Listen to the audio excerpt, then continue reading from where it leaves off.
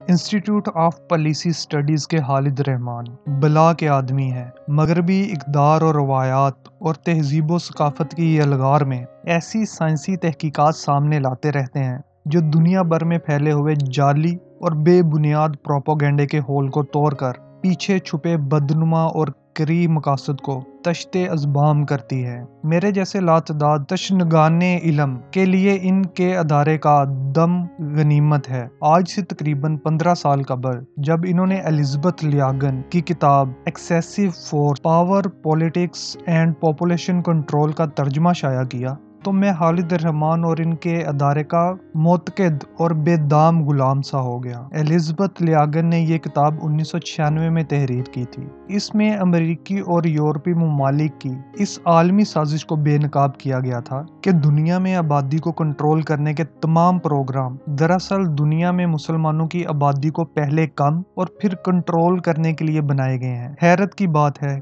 کہ یہ کتاب اس وقت دنیا بھر کے بک سٹوروں سے غائب ہے۔ آج کی تاریخ میں ایمیزون کے پاس صرف ایک جلد پڑی ہے اور خالد رحمان کا شائع کردہ اردو ترجمہ بھی میسر نہیں۔ ان سے درخواست کی تھی ایسی کتب مستقل دستیاب رہنی چاہیے تاکہ سازشوں کے بارے میں علم کا تسلسل قائم رہے۔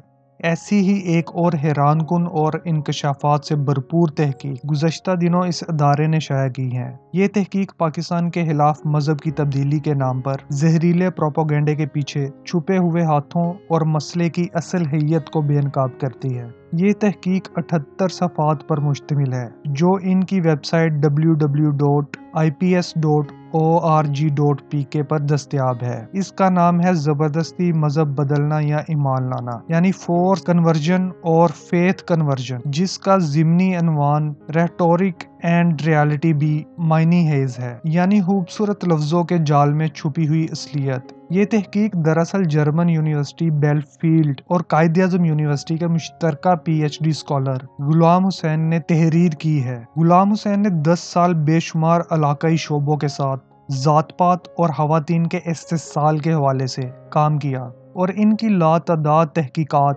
ذات پات کی سیاست، غلامانہ مزدوری اور حاریوں سے متعلق ہیں۔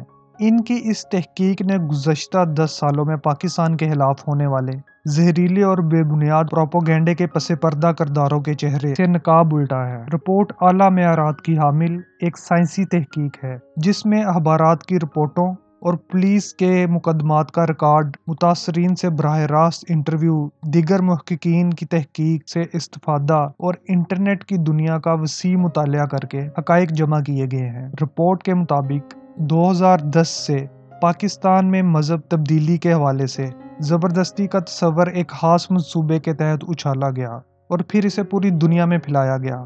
اس وقت دنیا میں 19 بڑی دستاویزی رپورٹیں ایسی ہیں جو عالمی سطح پر پاکستان میں زبردستی تبدیلی مذہب کے بارے میں موجود ہیں۔ ان کو کبھی ہندوؤں سے نسلی منافرت اور کبھی عیسائیوں کے استحصال کے نام سے شائع کیا جاتا ہے، لیکن ان تمام رپورٹوں کا ماخذ صرف ایک بلا ثبوت مضمون ہے جو ایک این جی او نے لکھوایا تھا۔ رپورٹ میں ایک ترتیب وار گن چکر بتایا گیا ہے کہ کیسے پروپیگنڈے کا یہ زہر ایک منصوبے کے ساتھ سچ بنا کر پھیلایا گیا۔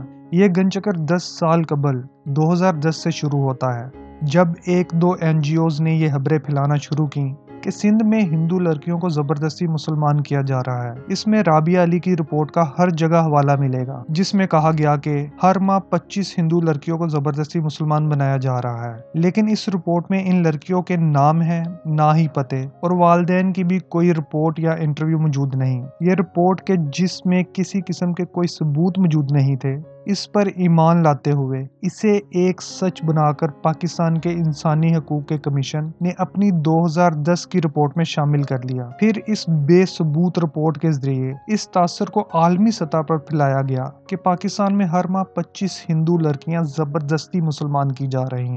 انسانی حقوق کمیشن کے ان اعداد و شمار کو دنیا بھر کی این جی اوز نے اپنی ویب سائٹ اور رپورٹوں میں حوالے کے طور پر شائع کرنا شروع کر دیا۔ اقوام متحدہ کے اگلے سال پاکستانی این جی او شرکت گاہ کے بنیادی ذریعہ بناتے ہوئے یہ رپورٹ شائع کی کہ پاکستان میں ہر ماہ اندازاً 15 سے 20 بچیاں زبردستی مسلمان کی جا رہی ہیں۔ ایسی 25 بچیاں ہر ماہ والے اندازے کو بنیاد بنا کر Pakistan national commission for justice and peace نے اپنی رپورٹ میں کہا کہ گزشتہ 12 سالوں میں 7,911 بچیاں زبردستی مسلمان ہوئیں، جن میں 624 عیسائی تھیں۔ یہاں بھی ثبوت اسی رابعہ علی کی بے بنیاد رپورٹ اور اس پر مبنی انسانی حقوق کمیشن کا اندازہ تھا۔ اس کمیشن نے 2014 میں رپورٹ میں بتایا کہ ہماری اخباری رپورٹوں کو اکٹھا کر کے تقریباً 1000 بچیوں کے زبردستی مسلمان ہونے کے ثبوت ملے ہیں۔ یہ رپورٹ ہیومن رائٹس مانیٹر میں شائع ہوئی، لیکن کمال مہارت اور بے ایمانی کے ساتھ ان اخبارات کی خبروں کے ملاحظہ کے لیے جس ویب سائٹ کا نام دیا گیا تھا وہاں ان واقعات کی کوئی تفصیل ہی موجود نہیں تھی۔ جب ایسا سب کچھ دنیا میں مشہور ہو گیا تو شرکت گاہ عورت فاؤنڈیشن، فافن، MRG، MSP اور سیپ پی جیسی NGOز نے اسی اندازے کے تحت ہر سال اعداد و شمار مرتب کرنے شروع کیے اور بتایا جانے لگا کہ اس سال بھی 25 کے قریب بچیاں زبردستی مسلمان ہوئیں۔ ان ہر سال اندازوں کی بنیاد پر ایشین ہیومن رائٹس کمیشن نے 2015 میں یہ شائع کر دیا کہ پاکستان میں ہر ماہ 20 سے 25 ہندو اور عیسائی عورتیں اغوا کر کے مسلمان کی جاتی ہیں۔ یوں پوری دنیا میں یہ جھوٹ مصدقہ خبر بنا دی گئی جس کا کوئی ثبوت زمین پر موجود نہ تھا۔ 2010 میں یہ 20 سے 25 عورتیں جو پورے پاکستان سے بتائی جاتی تھیں اور آج صرف ایک ضلع عمر کوٹ میں اتنی تعداد بتائی جاتی ہے۔ ان تمام رپورٹوں کو خوبصورت گرافوں، نقشوں اور چارٹوں کی مدد سے سجایا جاتا ہے۔ کل 3 یا 4 جوڑے ایسے ہیں جو مسلمان ہوئے، ان کی تصویریں لگائی جاتی ہیں اور پوری دنیا میں پاکستان کو بدنام کیا جاتا ہے۔ اگر کوئی ان سے ثبوت مانگے تو سب ایک دوسرے پر ڈالتے ہوئے رابعہ علی کی اسی رپورٹ تک پہنچ جاتے ہیں۔ جب NGOز اور عالمی ادارے مل کر پاکستان کے خلاف ایسی رپورٹ مرتب کر لیتے ہیں تو پھر پوری دنیا خصوصاً بھارت کے معتصب ہندو اسے ایک مشن کے تحت انٹرنیٹ پر پھیلاتے ہیں۔ صرف گوگل پر اگر مذہبی تبدیلی ٹائپ کیا جائے تو اس کے 1,32,00,000 کوٹس نکلیں گے۔ ساتھ پاکستان لکھا جائے تو 79,80,000 کوٹس نکلیں گے۔ جولائی 2020 تک اس سلسلے میں 3 لاکھ سے زیادہ ٹویٹ کی گئی۔ BJP نے پاکستان میں مذہب تبدیلی کے نام پر 4,14,000 ویڈیو بنا کر ڈالی۔ رپورٹ میں ان تمام سوشل میڈیا کی ریٹنگ بھی دی گئی ہے۔ رپورٹ حقائق جاننے والوں کے لیے حیرت کا ایک جہان ہے جسے ایک کالم میں سمیٹا نہیں جا سکتا۔ رپورٹ میں یورپی ریسرچ کرنے والوں کا بھی حوالہ موجود ہے۔ یہ یورپی اسکالر بھی اس جھوٹ کا پول کھولتے ہیں۔ ان میں ایک جرمن شخص مورگن شیفلیچز بھی ہے جس کے الفاظ ان ملک دشمن NGOز کے چہرے سے نقاب اتارنے کے لیے کافی ہیں۔ اس نے کہا کہ جب میں نے یہاں کام کا آغاز کیا تو مجھے بتایا جاتا تھا کہ مذہبی جنونی ہندو لڑکیوں کو اغوا کر کے زبردستی مسلمان بناتے ہیں۔ 10 سال سے میں ان واقعات کی کھوج میں لگا رہا لیکن آج بھی ثبوت کے بغیر ہوں۔